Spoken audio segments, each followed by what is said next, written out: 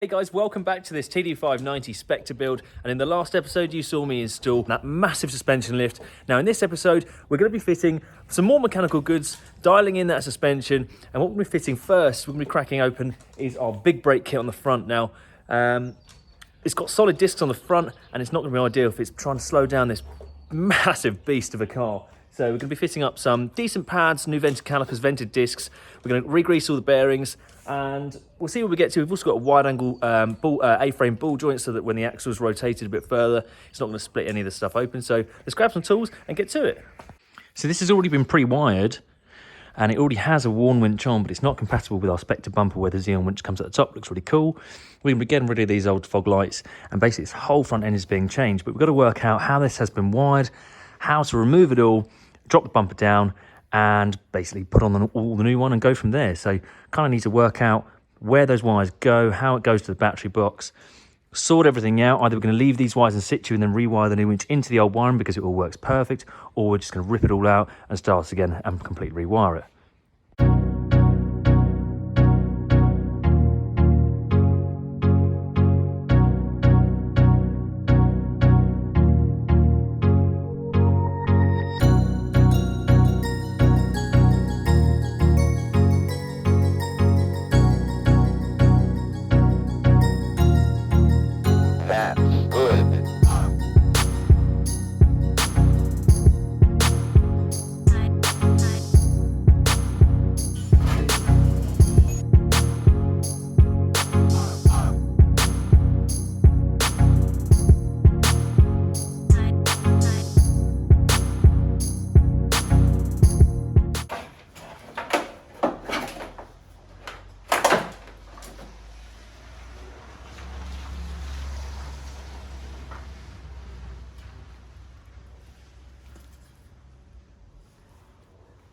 So that is all of our winch wiring, and I don't know what they've done with some of this.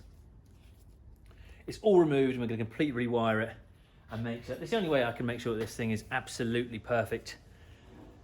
And that we know, obviously, if you're out on trail and you get stuck and you switch it on and one of these wires is broken down, I don't know what I'm looking at because I haven't wired this, so it wasn't that hard to pull it all out. It was nice and simple. And yeah. Now to open the new one and we can see what comes with our kit, and I'm excited about the new one.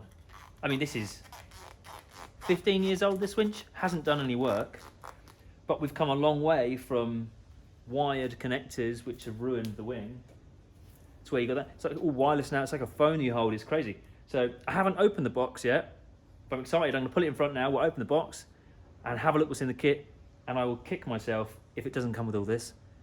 But there we go. Let's get the new one. So we have our Spectre bumper to build with LEDs. I'm going to unwire that. Grab the winch.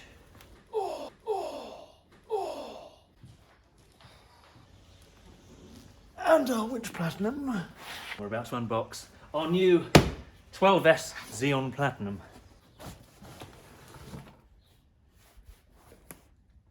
Oh, slightly not the massive reveal I wanted, but everything's neat and tidy. I see some wiring.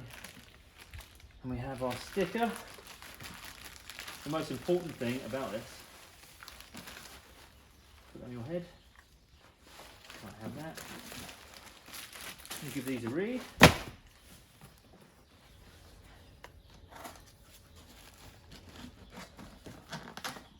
Ready?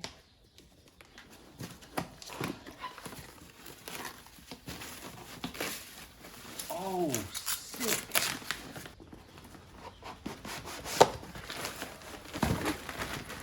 We have our wiring kit. Oh, it's direct to the winch. Even better. Like that. It looks very simple. Very, very simple to wire up. I've got pretty much 2 connections. And we have our, this is ridiculous. This is sick. This will be in the cabin. Do what you want with it.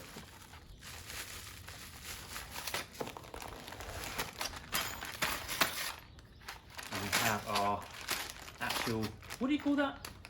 Hook thing? I don't know what it's called.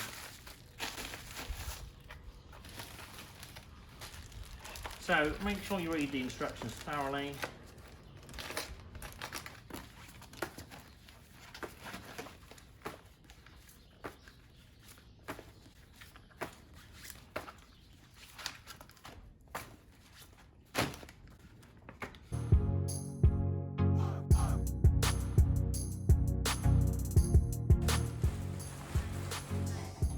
So the general idea is to build the bumper, install the bumper, and then drop the winch in. And well, that's what we're going to do.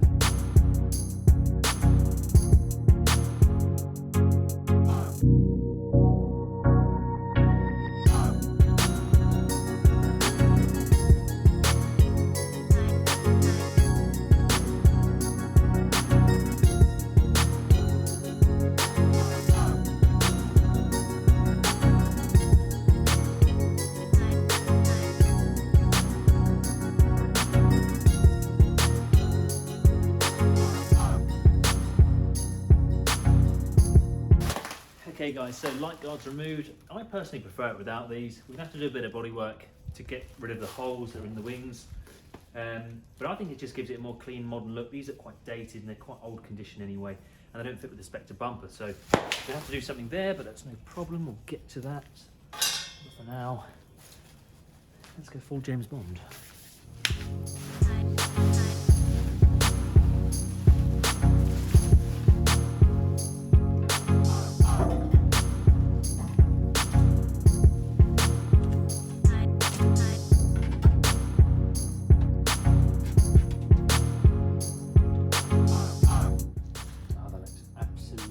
Ridiculous, isn't it?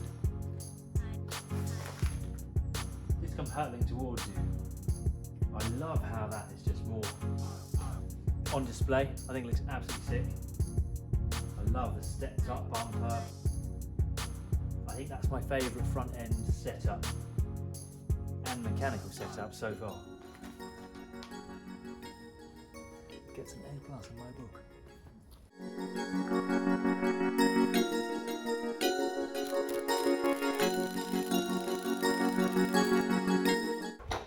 The reason we're changing these is because these brakes quite simply are just not good enough. The later Defenders and Defender 110s, 130s had vented calipers, vented discs, vented calipers, no wait, vented calipers and, vented discs and wider calipers. They're actually the same caliper, but they've got a spacer plate in to allow for a wider disc. What that does is you can slam on the brakes harder, the discs can get rid of the heat better, which means that which means the braking efficiency increases, which means that the braking action is stronger. I think that's the correct chain right around. Basically, you can brake harder for longer, you can brake better, and you can slow your vehicle down faster. Now, when you've got more weight and these wheels and tyres weigh an absolute ton, the winch pack and everything, this is going to be a heavy 90. If you're roaring around and you slam on the brakes, you want to know, I mean, Land Rover brakes, Defender brakes specifically, aren't the best. And anything to make that braking increase, you'll do essentially. And yeah, this is a very, very worthwhile upgrade. And we're fitting some EBC yellow stuff pads, which are basically for light commercial. And you hear about all the Civic boys and stuff like that running green stuff pads. Essentially, a yellow stuff pad is the same for a Land Rover as green is for a car. It's just basically for a heavier vehicle. They'll heat up faster. Bloody hell. Whilst we're doing all of this, we can also adjust the bearings and re-grease them using a waterproof grease which can cope with extreme pressure. Usually you've got like a usual bearing grease in there, just some standard bearing grease really. But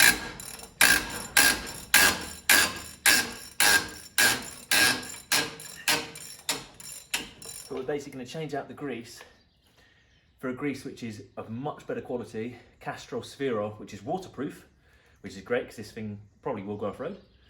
And that grease can cope with extreme pressure. Now we're going to be putting spacers on here and these massive wheels and tyres. Those bearings are going to be under more stress than if you just had the little baby wheels on there. And so those bearings are more likely or more prone to fail. So the grease that we're putting in should help delay bearing failure. Now I shall show you a comparison. As you can see immediately, they're much wider, and all it is the same caliper, but you've just got this nice spacer plate in between. It's always nice to be changing calipers because you've got fresh pistons, fresh seals, and you just know that you're not going to have to replace this for a while. So I'm going to bang this in, but obviously first I've got to change the disc which is behind the hub. Thank you very much for Land Rover's wisdom. So we're going to have to remove our large stake nut, all the assembly, put it on the floor, and then we're actually going to leave it out because whilst we're here, to run this setup, we're going to have heavy-duty drive flanges, heavy-duty half shafts, do all the bearings and everything, but we're just going to strip the front axle down and get it ready for these half shafts which are arriving today. And if we've got time, we'll put on the A-frame ball joint and then that carbon fibre bonnet that I promised. So let's get cracking. Remove that bearing cap, the stake nut, and proceed. Oh. Our Ashcroft shafts are going to be delivered before the end of the day, so I might as well leave this stripped down because I need to remove the stub axle, and then you can see our half shaft. It will go to the CV, and then we'll take that off, and you got your shaft which goes and connects into the differential. Now we're changing that piece there, and then that piece on the other side just there.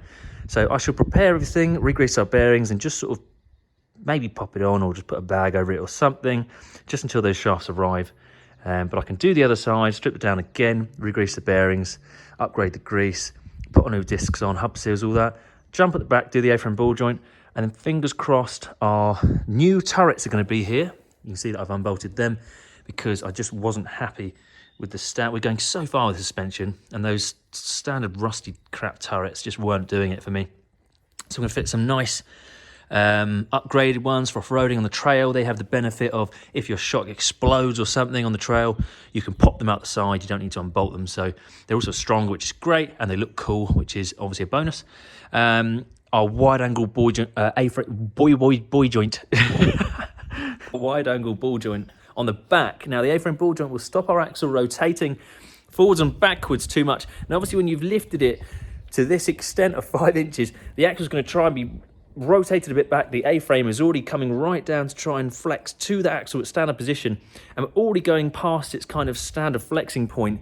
And this one's just perished, so at that point it's just splits open. So it's good that has, because then we can upgrade it and fit a wide angle A-frame ball joint, which means that essentially from the frame down, this whole setup will be brand new and everything will be adjusted, checked and everything. So this thing will be seriously capable, and it won't just look the part, it will actually perform the part as well. So with things like the axles being properly sorted, you know that off-road on the trail you can give it hell and it's not going to let you down. So there we go. So let us re-grease, upgrade the grease on the bearings, change the disc over to a vented setup and move on to the side.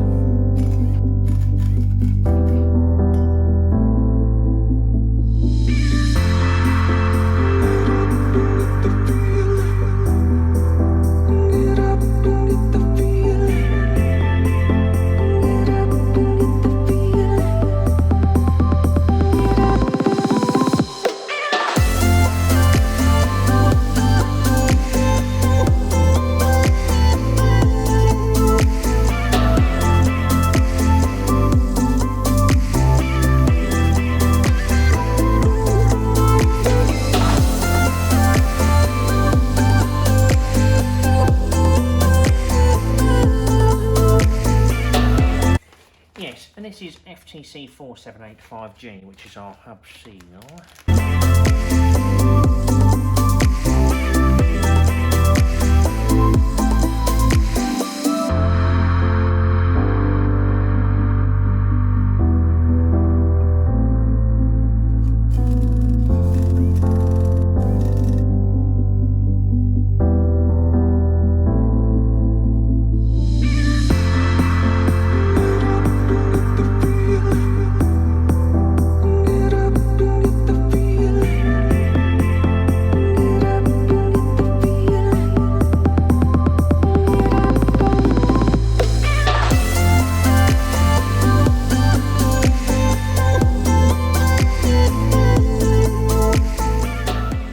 Okay guys, so that is our front axle ready for our big brake conversion. Obviously we're just waiting for those Ashcroft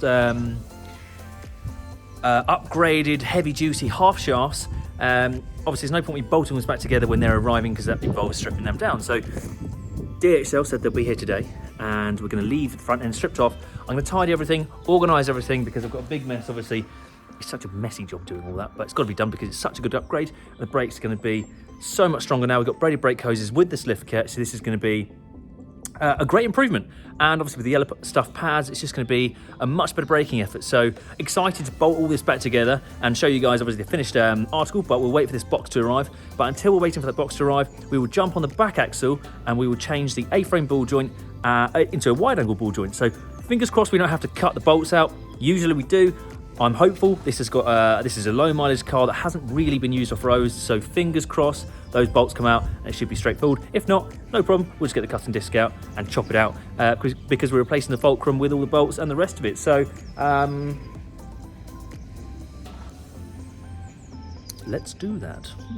We're going to attack the A-frame ball joint, which is at the back axle, and let's lift the car up and I'll show you guys what we're talking about.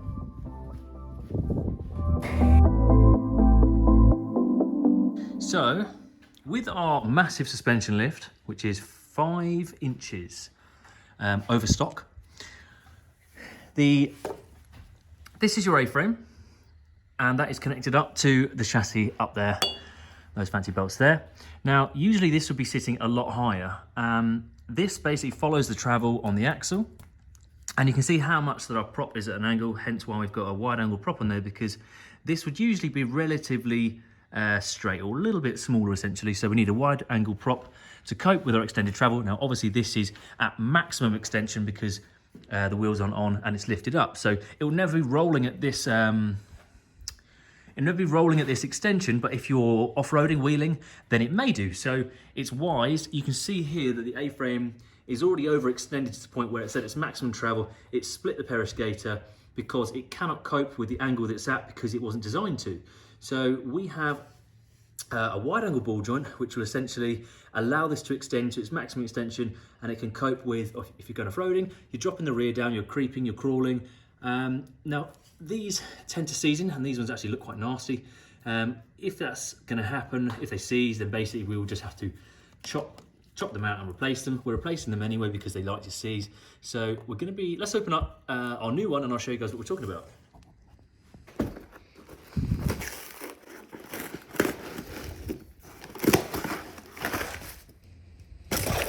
So this is our new A-frame ball joint, wide angle ball joint, and it has a grease nipple, which is really, really clever. Wonderful idea that we're replacing this because this one's leaking, perished and split. So let's grab some tools, try and unbolt those.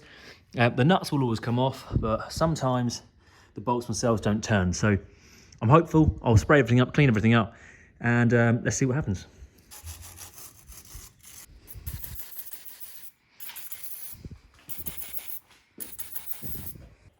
So these will come off, guarantee it.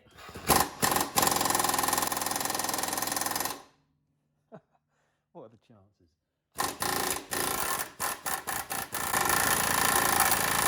Oh yes, did you just see that turn? That means that at least this one won't need cutting out.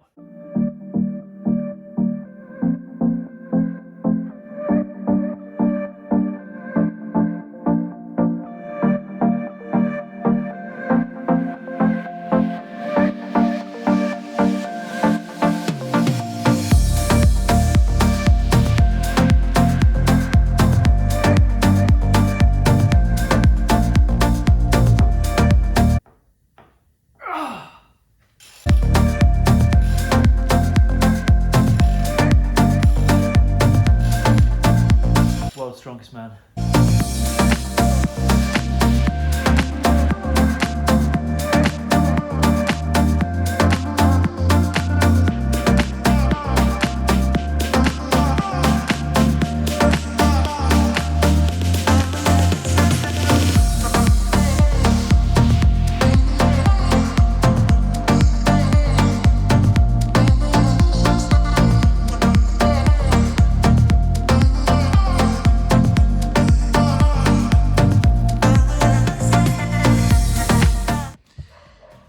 have our new greasable A-frame ball joint installed. It'll stop our axle rotating forward and backwards, whilst also being suitable for this 5-inch lift. Okay guys, so that is our rear A-frame ball joint done, and I've literally just had a delivery, which is just here, and this is our heavy-duty flanges, heavy-duty drive half shafts, and we've also got some other bits for the interior. But let's open this stuff up and see what this stuff is. Now, this stuff is super expensive, but it's very, very high quality. Let's dig into it and see what we got.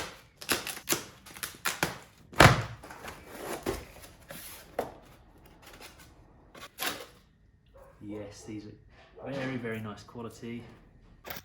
So as well as being really functional, these are going to look absolutely sick against the gold nuts on these wheels, because you will see these and they're functional. That's going to look absolutely wicked, and the quality is really, really nice in comparison to like your eBay ones.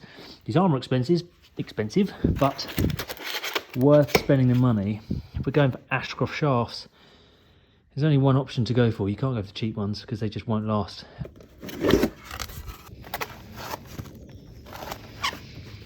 So we have our new oil seals for our stub axle.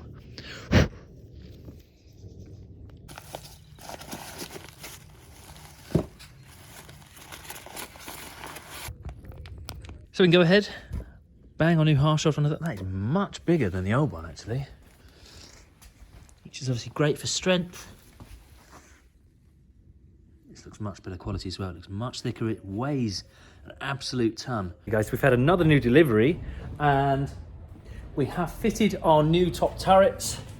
These ones are open. They're a lot stronger welds, so you can clean them out, stop them on the mud when you're off-roading and stuff like that. They obviously look really cool as well. Now, something that doesn't look very good and isn't very strong, you've got this big beefy car, big everything suspension, and then you've got these tiny track rods, which are like pens or toothpicks. So we've just had some sumo bars delivered. Weigh an absolute ton. This is machined purely out of stainless steel, and these things are called sumo bars for a reason. I mean, just that one alone, that must weigh at least 10 kilos. That is super heavy duty, really, really strong. It's going to look really nice as well, and it's going to be super functional. If you hit that with a rock, that's not going to do anything unless obviously the whole weight is resting on it. Even then, I'd be questionable. That is honestly as strong as a rear radius arm, a factory radius arm. It even looks like it's the same thickness. So we're going to get some heat out, heat up all the nuts and bolts, get this off, and fingers crossed it all comes apart nice and easily, and put these sumo bars on.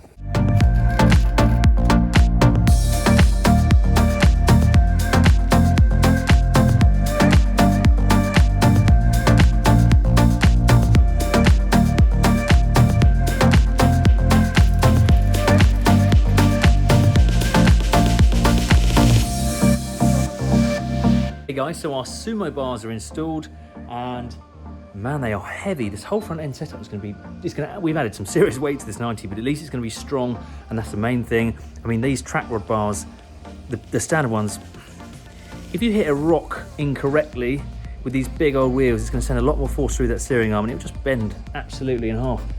I have no doubt that these things are going to be on there for the rest of its life. They're stainless steel, they're not going to rust, none of that. They're super high quality, and they look sick as well. And it's clearly, you know, if anyone looks underneath it, it doesn't just look the part. This thing is absolutely ready to hit the, you know, it's a competition truck essentially. We built all the axles up, so it's going to be absolutely amazing, and I'm really, really satisfied with every single part that we've installed. We haven't left any stone unturned. It's all done properly. Everything's been upgraded, and this thing can really handle some abuse now. We've upgraded everything.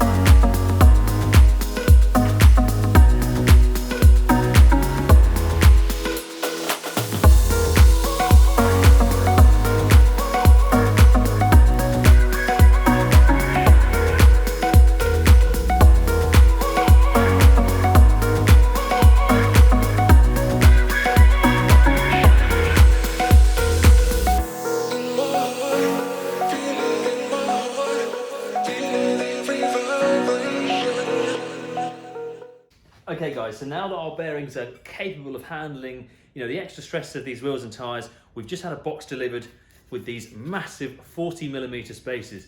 So this is going to send these wheels out even wider, put even more stress on our bearings. So it's great that obviously we've got our hardened flanges, hardened shafts, uprated wheel bearings. So we shouldn't have any problems with these, but these are going to make it look absolutely sick.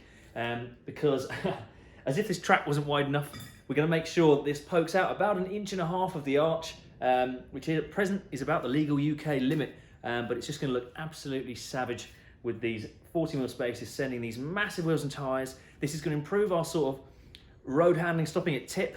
So, I mean, we're just doing it for looks really, aren't we? Because they look absolutely mad. So let's bolt these on and we'll move on to the other side.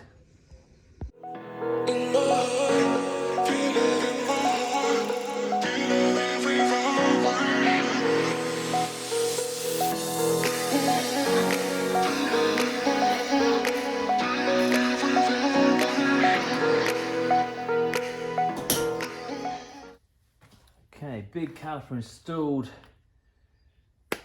heavy duty CVs, half shafts, heavy duty flanges, wheel spacer, big brakes. Now, I'm gonna fit some decent pads. I always liked EBC yellow stuff. For one, they look awesome. Two, they are, most people will be like, oh, green stuff are the best. They're not for a heavy vehicle. If you actually look it up, yellow is. But this is the equivalent, essentially, just for a heavier vehicle. 1, 2, and they've got, you see this red bit? That is a bedding in pad. So that essentially speeds up the process of bedding in. Pop our pads in. Oh, beautiful. And there we have our finished corner installed. So we have our hardened flange, and underneath that we have our hardened Ashcroft CV and half shaft. We have our upgraded wheel bearings, which we've obviously stripped and re-greased. We have our big brake setup with our EBC yellow stuff pads.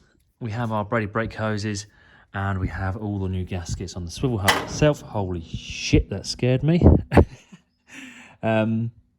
This side is all buttoned up, jump onto the other side, and then we can actually put the wheels back on and send this thing back down.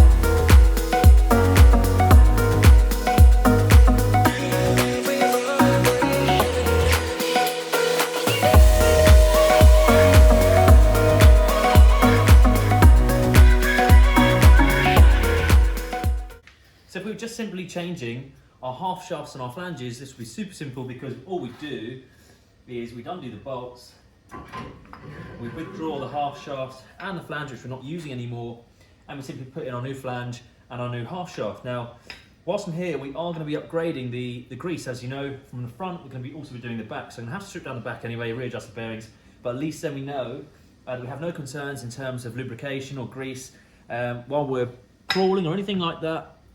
So, I mean, it would be nice and easy to bang it all back together, but we're going to do it properly. You can see here, there's grease leaking out, and that'll be down to a failed hub seal, so I'll show you. This is a good thing we will be delving into the bearings and the hub itself, because you can see that there is grease leaking out of here. It shouldn't be doing that, and basically what this is, this, unless these are greased bearings, this will be diff oil would just come through and is dripping away. Either way, we want this setup to be dry. You can, I mean, with the new flanges, actually remove the rear seal and leave them to run wet as they have a sealed front. With these new Ashcroft flanges, you can actually just remove the back hub seal, which would allow the diff oil to go through to the bearings, and it wouldn't leak out because it would be held in by this oil seal around here. However, the grease that we're using is obviously uprated. Land Rover designed it with a seal, and so that's how we're going to reassemble it.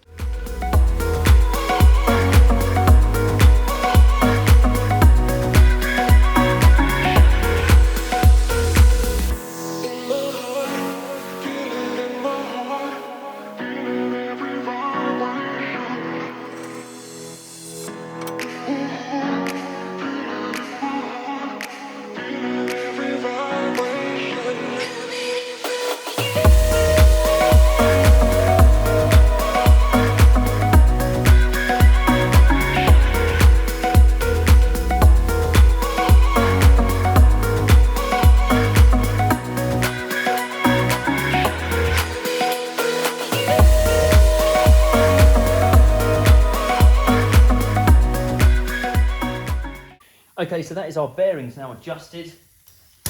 Upgraded the grease and a new hub seal, so we know that the water's not going to be getting in there. But if it does, not a problem because the grease is waterproof. It's now nice and stiff to turn. Not stiff, it's got a positive feel that everything is correct, and the grease feels nice and it's well in the bearings, so very confident this is absolutely perfect. And now it's time to clean up the face, grab our new half shaft, our new flange, bang it all together. Now they do supply some kind paper gaskets. Now I never ever use these unless the vehicle is absolutely brand new, because it doesn't matter how much you clean this face, there will be imperfections, and paper, let's say it goes underwater, paper will eventually kind of mulch together. It will allow water in, and they're just not very good. So if you speak to anyone in the Land Rover world, they will say use RTV, which is like an instant gasket. It seems like a bit of a DIY kind of bodge thing, but trust me that it's absolutely the best decision for this vehicle. So we're going to grab a Stanley knife, a blade, clean all the face off, use some brake cleaner, and then basically put a nice thick bead of RTV around it, pop a half shaft in, and then put on a new flange.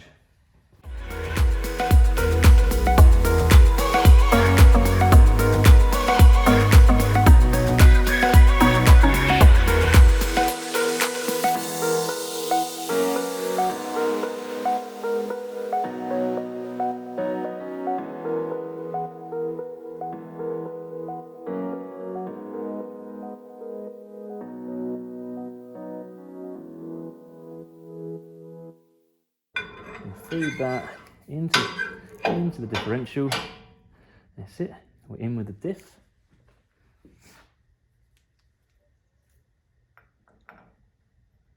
Oh, that machined fit is absolutely perfect.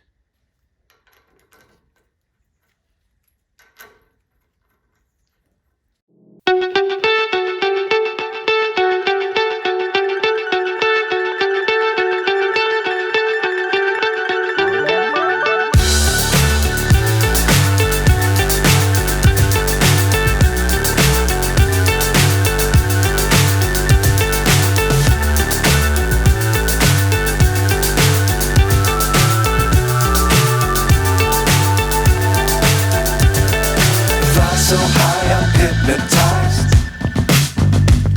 What's up is down, what's left is right. Chasing stars and holding you. I can't see the end, but we'll see it through.